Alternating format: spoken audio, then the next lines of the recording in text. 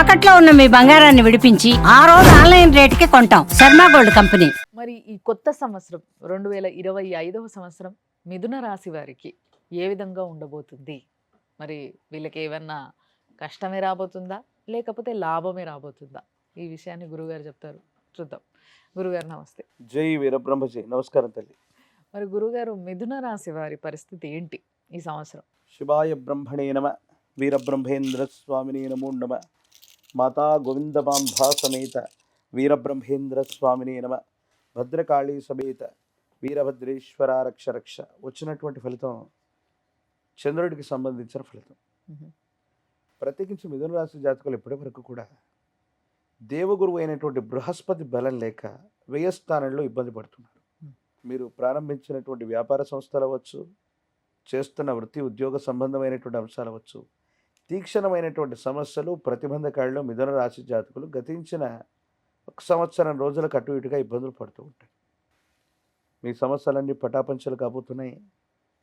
బృహస్పతి యొక్క బలం వల్ల మానసికమైనటువంటి ఆనందాన్ని మీరు పొందబోతున్నారు. వచ్చినటువంటి ఫలితాన్ని బట్టి చూస్తే మానసికంగా దృఢంగా ఉండడంతో పాటు ఆర్థికపరమైన అంశాలు, ఆరోగ్యపరమైనటువంటి అంశాల పట్ల మీరు దృష్టిని కనుక కేంద్రీకరించి ముందుకు వెళితే చాలా అనుకూలవంతమైన స్థితిగతులు ఏర్పడతాయి. భార్యాభర్తలకు సంబంధించవచ్చు, కుటుంబపరమైన అంశాలు అవ్వచ్చు, సంతానపరమైనటువంటి స్థితిగతులు అవ్వచ్చు. ఎందుకు? చంద్రుడు మనఃకారకుడు కాబట్టి మీరు మాట్లాడేటువంటి మాటను అపోహలు, అపార్థాలు కానివ్వకుండా చూసుకోండి. మాటే మంత్రం అని చెప్తుంటారు పెద్దలు.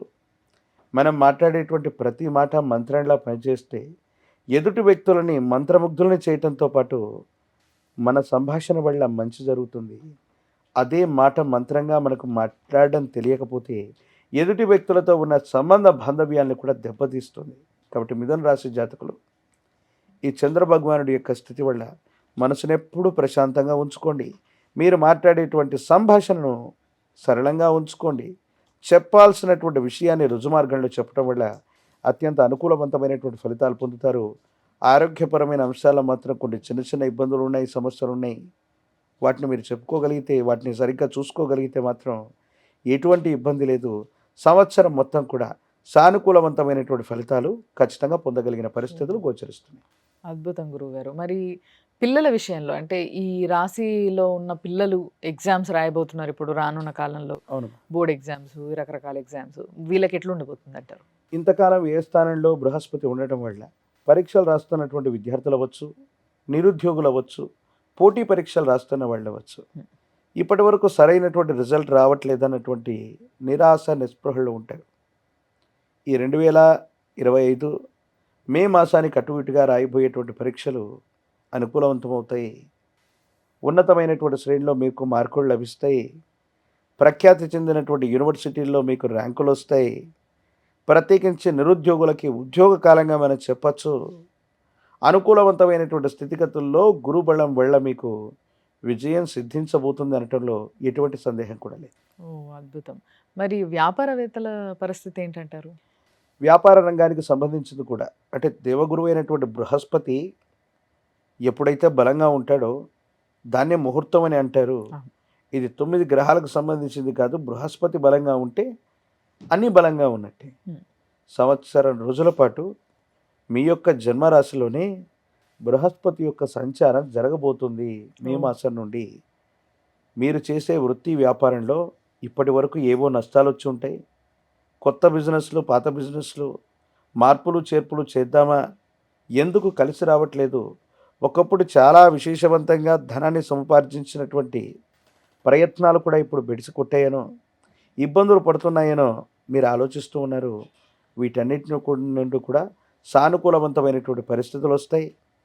కొత్త వ్యాపారాన్ని మళ్ళీ మొదలు పెట్టడానికి సరైనటువంటి సమయం.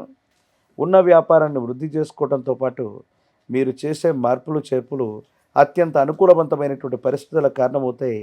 వృత్తి ఉద్యోగం వ్యాపార సంబంధమైన విషయాల్లో ఉన్న వాళ్ళకి చాలా అనుకూలవంతమైన ఫలితాలు మే మాసానికి అటు ఇటుగా రాబోతున్నాయి. ఓ మరి రాజకీయ నాయకుల్లో కూడా మిథున రాశి వారు ఉన్నారు, పెద్ద పెద్ద వారే ఉన్నారు. మరి వీళ్ళ పరిస్థితి ఎలా ఉండబోతుంది అంటారు?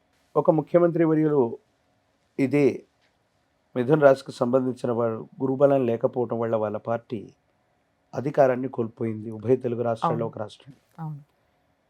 చాలామంది మిథున రాశి జాతకులు, రాజకీయ ప్రముఖులు అందరూ కూడా గత ఎన్నికల్లో ఓడిపోయిన దాఖలాలు కూడా ఉన్నాయి. హ్మ్. ప్రధానమైనటువంటి కారణం ఏంటంటే గురుబలం లేకపోవడం. హ్మ్. 12 సంవత్సరాల తర్వాత మళ్ళీ మీ జాతకంలోకి గురుబలం రాబోతోంది. హ్మ్.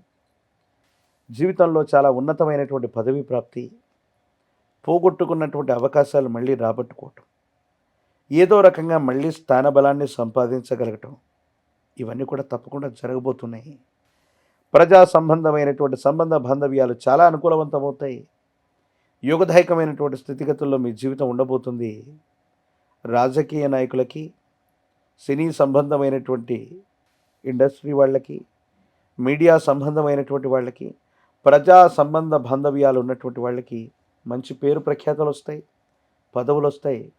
12 సంవత్సరాల తర్వాత దేవగురువు అయినటువంటి బృహస్పతి మీ యొక్క జన్మరాశిలోకి వస్తున్నటువంటి సందర్భాన్ని సరిగ్గా అవకాశాలను వినియోగించుకోగలిగితే చాలా ఉన్నతమైనటువంటి స్థితిగతుల్లోకి మీరు వెళ్ళిపోతారంటంలో ఎటువంటి సందేహం కూడా లేదు. అద్భుతం గురుగారు. అంటే కరెక్ట్‌గా ఉపయోగించుకోగలిగితే ఈ సమయాన్ని మిరాకిల్స్ చూస్తారు మీరు అనే విషయాన్ని చాలా స్పష్టంగా క్లియర్‌గా చెప్పారు. కానీ హార్డ్ వర్క్ అనేది తప్పనిసరి. కాబట్టి కరెక్ట్‌గా వాడుకోండి ఈ సమయాన్ని. మరి ఏదైతే కొంతమందికి హెల్త్ ఇష్యూస్ ఉంటాయి. హెల్త్ ఇష్యూస్‌లో అయితే కొంచెం జాగ్రత్తలు పాటించాల్సిందే అన్నారు మీరు. అవునమ్మా. మరి వీళ్ళు బయట నుంచి హెల్త్‌ని కాపాడుకోవడంతో పాటు ఎలాంటి పరిహారం చేసుకుంటే బావుంటుందంటారు? ఈ సంవత్సరం వచ్చినటువంటి ఈ ఫలితాలు మరింత అనుకూలవంతంగా మార్చుకోవడానికి, సానుకూలవంతమైనటువంటి స్థితిగతులు పొందడానికి వచ్చినటువంటి ఫలితం చంద్ర భగవానుడికి సంబంధించింది. చంద్రుడు మనఃకారకుడు. ప్రత్యేకించి కంటికి సంబంధించినటువంటి ఆరోగ్య సమస్యలు ఉన్నవాళ్ళు అవ్వచ్చు, మానసికంగా వికలాంగత్వం పొందిన వాళ్ళు అవ్వచ్చు, అనాథలు అభాగ్యులు అవ్వచ్చు. అటువంటి శరణాలయాలకు వెళ్ళి వాళ్ళకి ఆహారాన్ని అందజేసిన, బట్టలని అందజేసిన, అంటే మానవ సేవే మాధవ సేవగా మనం చెప్తూ ఉంటాం.